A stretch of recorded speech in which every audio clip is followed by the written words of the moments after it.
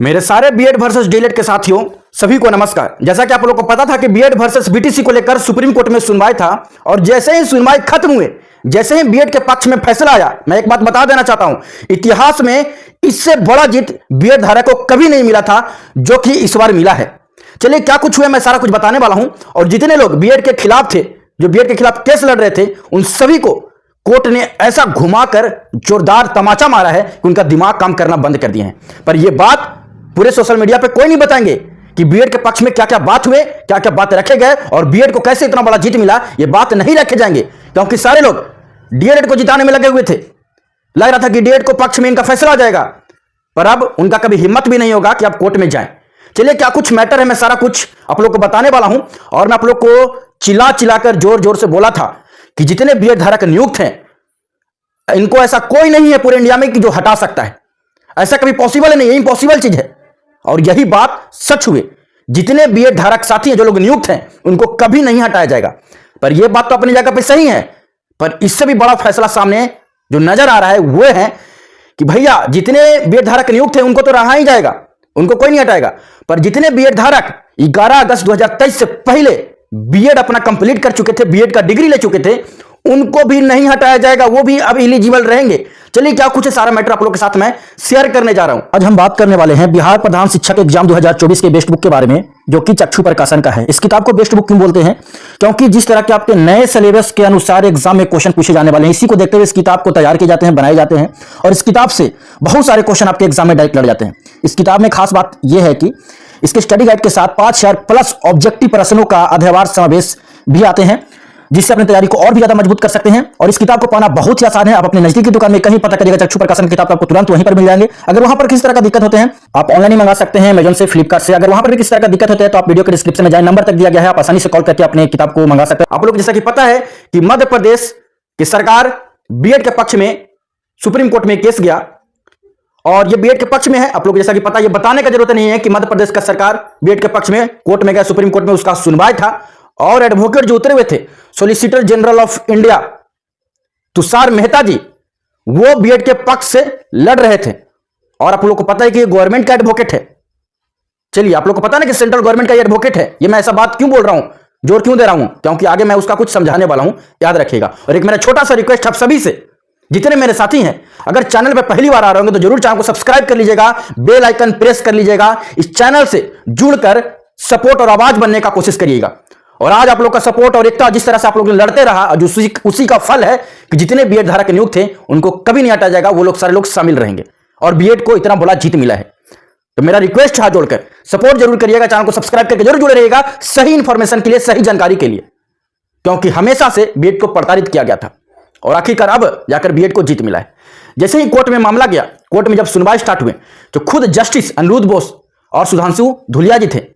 अब वो खुद उनके तरफ से बोले गए हैं कि जब जितने बीएड धारक 28 जून 2018 को गजट को देखते हुए अगर वो तैयारी किए, अपना एग्जाम दिए और वो लोग शामिल हुए, बीएड किए और अब लोग नियुक्त हो गए, तो उनका कहीं से गलती नहीं है और उनको हटाना कहीं से न्याय संगत नहीं है, उनको नहीं हटाया जाएगा। अब इसको लेकर वो मैटर अब कहां पर ट्रांसफर किया गया है? गवर्नमेंट को, जो सेंट्रल गवर्नमेंट है। अब गवर्नमेंट से राय मांगा गया है कि क्या जितने बीएड धारक साथी हैं, जो लोग नियुक्त हैं, क्या उनको ब्रिज कोर्स करवाकर डीएलएड के बराबर उनको नियुक्ति रहना देना चाहिए, उनको शामिल कर देना चाहिए? तो क्या लगता है सेंट्रल गवर्नमेंट कभी खिलाफ में जा सकता है? अब उन्हीं का एडवोकेट बीएड के पक्ष में कोर्ट में लड़ रहे हैं, सुप्रीम कोर्ट में। अब वो क्या लग सकते हैं? ऐसा हो सकता है कि वो खिलाफ जाएंगे? पॉसिबल ही नहीं है। सरकार तो कोर्ट के मैटर से पहले ही साइड होना चाहेगा। अब जितने लोग नियुक्त हैं, अब उनको ब्रिज कोर्स करवा के शामिल करने का बात किया गया, तो उसमें क्या गवर्नमेंट कभी ना कर सकता है? कभी नहीं। उन्हीं का एडवोकेट भी लड़ रहे हैं, तो उनको तो भाई हाँ वहां से आ जाएगा। दूसरा बात, एनसीटी से राय मांगा गया। एनसीटी तो पहले ही से ही बोल रहा था कि जितने बीएड धारक साथी हैं उनको ब्रिज कोर्स करवाकर शामिल कर दिया जाए। वो तो पहले ही से बात बोल रहे थे, तो एनसीटी तो भाई पहले ही पेन चला देगा अपना कि हाँ सारे बीएड को शामिल किया जाए, ब्रिज कोर्स करवाकर डीएलएड के बराबर हो जाएंगे। और सरकार तो बता ही देगा, सरकार तो बोल ही देगा। पर एक बात याद रखिएगा, मैं छोटा सा आप लोग से रिक्वेस्ट करूंगा कि जितने भी हैं #जस्टिस फॉर बीएड कमेंट हो, ट्विटर पे सारे लोग जरूर टैग करिएगा एनसीटी को, गवर्नमेंट को, जो मोदी गवर्नमेंट है उनको टैग करिएगा टैग करना बहुत ही ज्यादा जरूरी है। एक छोटा सा मैं रिक्वेस्ट कर रहा हूं कि आप लोग टैग करिएगा, वो जीत में बहुत बड़ा सफलता आप लोग को दिलाएगा। और अगला सुनवाई 1 तारीख को होने वाले हैं, यानी कि 1 अप्रैल को। अब ये सरकार से राय मांगे हैं कि क्या शामिल कर देना चाहिए। सरकार हां करेगा, एनसीटी हां करेगा, उसके बाद जो है फैसला सुना जाएंगे। तब तक अभी टाइम है, तो आप लोग ट्वीट करते रहिएगा रेगुलर, छोड़िएगा मत टैग करना एनसीटी को और गवर्नमेंट को।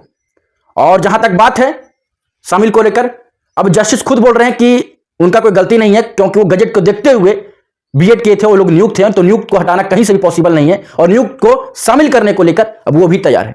पर एक बात याद रखिएगा, कोर्ट में और भी मैटर चल रहे हैं।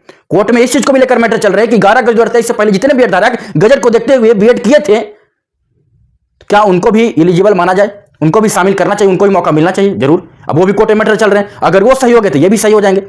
अब बीएड धारक जितने लोग नियुक्त हैं उनको एलिजिबल कर दिए जाए। वो लोग तो एलिजिबल पहले से है ही है, उनको बस वही राय मांगा के गया है कि उनको एक ब्रिज कोर्स करवाकर उनको एज इट इज रहने दिया जाए, नियुक्त रहने दिया जाए। वो सही है तो जितने लोग गजट को देखते हुए बीएड किए थे वो भी शामिल होंगे। सरकार तो उसी पे तो फोकस कर रहा है, एनसीटी वही बात तो बोल रहा था, और अब चीफ जस्टिस भी वही बात बोले कि जितने लोग गजट को देखकर बीएड किए थे उनको कहीं से हटाना नहीं, न्याय संगत नहीं होगा हटाना। अब आप लोग को याद होगा कि मैं बात आप लोग को चिल्ला चिल्लाकर बोला था, बहुत जोर जोर से बोला था कि जितने बीएड धारक हैं उनको कभी नहीं हटा जाएंगे। बहुत सारी चीजें अभी वीडियो को पूरा देखिएगा, ध्यान से देखिएगा जो भी मैं चीजें बोल रहा हूं, ठीक है। तो आप लोग को मैं चिल्लाकर बोला था और ये बात आज सही हो गई। अब ये बात सही नहीं, मैं तो बोल रहा हूं कि नियुक्त जितने भी हैं बीएड धारक उनको कभी नहीं हटा जाएगा, वो प्राइमरी में एलिजिबल रहेंगे। अब उनको बस एक ब्रिज कोर्स करवाना है और ब्रिज कोर्स करवाकर शामिल कर दिया जाएगा। बहुत सारे बोलेंगे कि ब्रिज कोर्स तो बहुत दिन से नहीं हो रहे हैं, बहुत साल से नहीं हुए थे, बहुत सारे ब्रिज कोर्स को लेकर पहले ही बात किए गए थे। सारी चीज होंगे, जो नियुक्त है इनके लिए उपाय निकाला जा रहा है, उनको डीएड के बराबर करके उनको एज इट इज नौकरी में रहने दिया जाएगा। तो बहुत सारे चीज चल रहे हैं उस पर, जितने जो बीएड के खिलाफ जो लड़ रहे थे अब उनका दिमाग कम करना बंद हो गए। अब वो लोग सीनियर एडवोकेट उतारने के चक्कर में लगे हुए कि 1 अप्रैल को इट सीट बजा देना है। भैया क्या बजाइएगा, इधर से एनसीटी का रिप्लाई आ जाएगा, उधर से गवर्नमेंट का रिप्लाई आ जाएगा। जस्टिस खुद समझ गए मैटर को, जस्टिस खुद बीएड के पक्ष में आ गए, तो लगाइए आप एडवोकेट। और जितने भी बीएड धारक साथी हैं सपोर्ट जरूर करिएगा, जो लोग आपके पक्ष में एडवोकेट उतार रहे हैं उनको आप लोग जरूर, मेरा रिक्वेस्ट है सपोर्ट जरूर करिएगा, क्योंकि बीएड की तरफ से भी सीनियर एडवोकेट रहना चाहिए। देखिए मामला तो जीत का है, जीत तो एक तरह से अगर माना जाए तो 95% जीत गए हम लोग मैटर को, पर अभी भी ऐसा खुश नहीं होना है, एडवोकेट को उतारना है और सही से इस चीज को कोर्ट में लड़ना है। भला ही जो है चीफ जस्टिस चाहे तो एनसीटी चाहे तो गवर्नमेंट हम लोग के पक्ष में सारा कुछ करेगा, पर अभी भी तैयार रहना है। और आप लोग को ट्विटर पे ट्वीट करते रहना है #justice4BED, कमेंट में भी धमाल मचा दीजिए। मेरे जितने साथी हैं चैनल को जरूर सब्सक्राइब करके बेल आइकन प्रेस करके जुड़े रहिएगा। 1 तारीख का सुनवाई बहुत ही अहम होगा, वही मैं आप लोग के साथ सारा चीज शेयर करूंगा, पर सच्चाई सुनने के लिए जरूर जुड़े रहा करिए। सच्चाई कोई नहीं बताता है कि सच्चाई क्या अंदर में क्या कुछ हुए, सब आप लोग को फालतू फालतू चीज इधर उधर लंद फंद आप लोग को बताएंगे, सच्चाई नहीं बताएंगे। कैसे जोरदार तमाचा लगा वो कोई नहीं बताएंगे। सब शांत हो गए थे कोर्ट में जब जस्टिस सामने आए, जब बोले कि नहीं गजट को देखते हुए सारे बीएड धारक बीएड के थे और लोग नियुक्त थे, तो उनको हटाना कहीं से न्याय संगत नहीं है, उनको नहीं हटाया जाए। वही बात सरकार से राय मांगा गया, तो देखिए सारे लोग शांत हो गए। अब किसी का आवाज नहीं निकल रहे होंगे। देखिएगा जो लोग चिल्ला चिल्लाकर वीडियो में बोलते थे कि मैं डीएड के लिए ये कर दूंगा, ऐसे कर दूंगा, तब इनका आवाज नहीं निकल रहा है। अब खाली वो पैसा मांगेंगे सबसे कि पैसा दीजिए, डीएड के पक्ष में एडवोकेट उतारना है, वही कर सकते हैं। अब कोई फायदा नहीं है एडवोकेट उतारने से भी इनको, क्योंकि बीएड को पूरी तरीके से जीत मिल चुका है। और बीएड जितने लोग नियुक्त थे उनको हटाना इम्पॉसिबल था, मैं आप लोग को पहले ही बताया था, और कहीं से सही भी नहीं है, ठीक है। तो जितने मेरे साथी चैनल को सब्सक्राइब करके बेल आइकन प्रेस करके जुड़े रहेगा, और जैसे ही कुछ भी अपडेट आते हैं सुनवाई का, जैसे ही कुछ भी इंफॉर्मेशन आता है, मैं सारा कुछ आप लोग के साथ शेयर करता रहूंगा। बहुत बहुत धन्यवाद।